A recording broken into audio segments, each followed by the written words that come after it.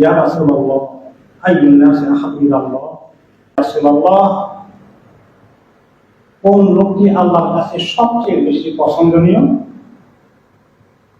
আর কোন কাজটি আল্লাহ তাআলা অনেক বেশি পছন্দ করেন? তখন রাসূলুল্লাহ সাল্লাল্লাহু আলাইহি ওয়াসাল্লাম জবাব দিলেন, সবচেয়ে পছন্দের মানুষ হচ্ছে ওই লোকটি আল্লাহ তাআলার কাছে যে ব্যক্তি মানুষের উপকারে বেশি ব্যস্ত থাকে, যার দ্বারা অনেকেই উপকৃত হয়, এই লোকটি আল্লাহর অনেক পছন্দনীয়। আর তুমি যখন কোন মুসলিমকে সাহায্য করে, হেল্প করে, তাকে খুশি করে দিলে, এই কাজটি আল্লাহর কাছে অনেক প্রিয় কাজ, অনেক পছন্দের কাজ। শুনেন, আমাদের ভাইয়েরা যে পেজটা লাগান, পেজটা আপনারা বুঝবেন। ওনারা বলেন জুমার খুতবা আরবিতে দিলে মানুষ বুঝে না।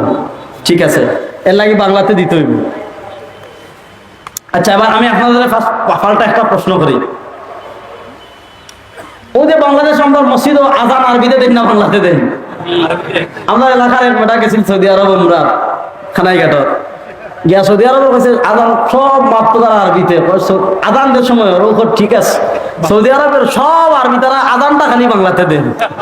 হে মনে করছে সৌদি আরবের আজান আমরা দেশের আজান মিলছে, তো আজান তারা কিতাতে দিরা, বাংলাতে দিরা। আপনি যুক্তি দিলেন জুমার খুতবা আরবিতে দিলে মানুষ বুঝে, সুতরাং দিতে হবে কি বাংলাতে।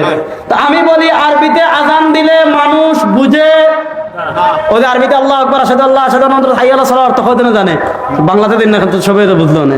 যে নামাজের দিকে আসুন, নামাজের দিকে আসুন, সফলতার দিকে আসুন, সফলতার দিকে আসুন, আল্লাহ সবচেয়ে বড়, আল্লাহ ছাড়া কোনো মাবুদ নাই, সবাই বুঝতে হবে না? তো আপনি আজান বাংলাতে দিন না কেন? যেই দলিলে আপনি আজান বাংলাতে দেন না, মানুষ না বুঝার পরেও যেই দলিলে আপনি আজান আরবিতে দেন, ওই একই দলিলে আপনার খুতবাও আরবিতে দিতে। মাসালটা বুঝবা কেন? খুতবা এটা ভাষণ নাই, এটা সাধারণ ওয়াজ নাই, ফেসলা গাইব না। খুতবা হলো জিকির। বুখারী শরীফের হাদিস, আল্লাহ নবী বলেন ফাইদা খারাজাল ইমাম, যে ব্যক্তি জুমার নামাজ প্রথম আদায় করার জন্য মসজিদে হয়, আল্লাহ নবী বলেন ফাকান্নামা কাররাবা বুদনা, কেউ যদি একটা উট আল্লাহ রাস্তায় কোরবানি করে, জুমার নামাজ আদায়ের জন্য সবার আগে যে ব্যক্তি মসজিদে আসবে, আল্লাহ তার আমলনামায় উট কোরবানি করার নেকি লিখে দেন। এইভাবে একের পর এক, একের পর এক যারা আইতে তখন সব সাহাবায়ে ফেরেশতারা লিখতে থাকেন। ফাইদা খারাজাল ইমাম, ইমাম যখন খুতবা দেওয়ার জন্য বের হয়ে যায়, তাওবাউস সুহুফা, ফেরেশতারা কি করেন? খাতাপত্র গুটিয়ে নেন। হাত্তা ইয়াসমাউ যিকরা, ইমাম যে জিকির করেন মানে খুতবা দেন, ফেরেশতারাও গিয়া সব খাম বাদ দিয়ে জিকির শুনেন। রাসূলুল্লাহ সাল্লাল্লাহু আলাইহি ওয়াসাল্লাম খুতবাকে বললেন কি? বলেন না, খুতবারে বললেন এবার জিকির কিলা করতে আমি বুঝাই।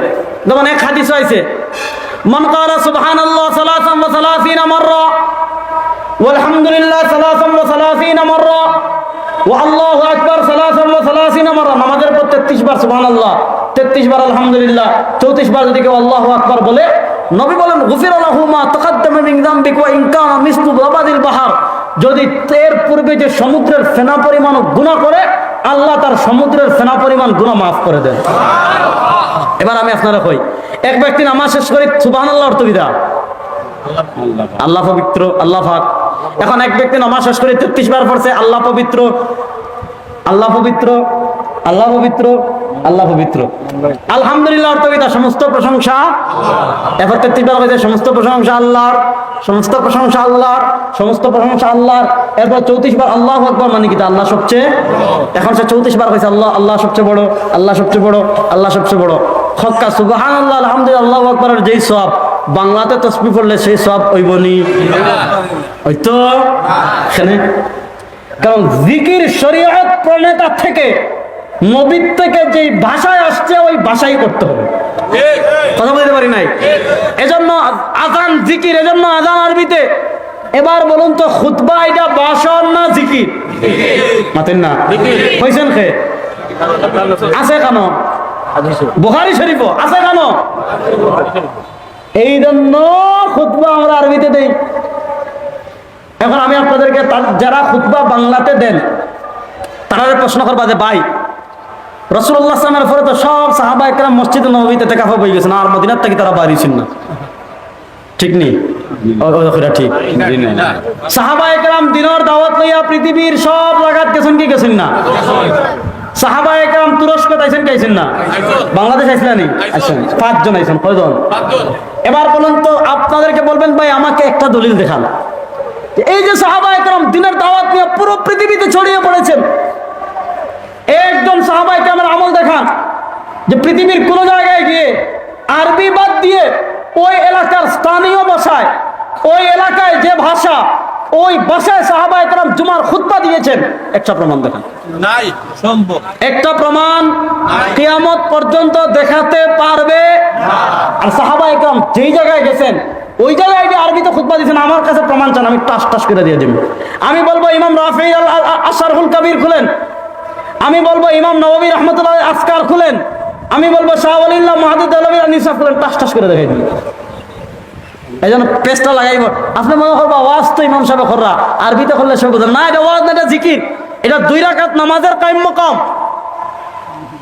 জুমার খুতবা এটা 2 রাকাত নামাজের জায়গায় আইছে। এজন্য ওমর রাদিয়াল্লাহু তাআলার মত ছিল মান ফাতাতিল খুতবা ফাকাদ ফাতাতিল জুমা, যে খুতবা পাইছে না তার জুম্মা নাই। এটা আসলে ওমর রাদিয়াল্লাহু তাআলার মত। এজন্য এটা বাসন না, বরং এটা 2 রাকাত নামাজের জায়গায় জিকির। 2 রাকাত নামাজের জায়গায় খুতবা হইলো আর জিকির। নবী যেই ভাষায় করছেন এই ভাষায় করার দরকার আছে না নাই? নবী করছেন কোন ভাষায়? এজন্য আমরা যখন লা ইলাহা ইল্লাল্লাহ জিকির করি না নি, নবী বলেছেন আফদালুয যিকরি লা ইলাহা ইল্লাল্লাহ। এখন এক ব্যক্তি কইতেছে জিকির করেন, আল্লাহ ছাড়া কেউ নাই, আল্লাহ ছাড়া কেউ নাই, আল্লাহ ছাড়া কেউ নাই। এখন লা ইলাহা ইল্লাল্লাহর ফজিলত হইব নি? না। আপনি মাসালাটা বুঝবা। আরো বহুত কথা আছে ভাই, এগুলো নিয়ে আমার প্রচুর আলোচনা আছে, দেখে নিন।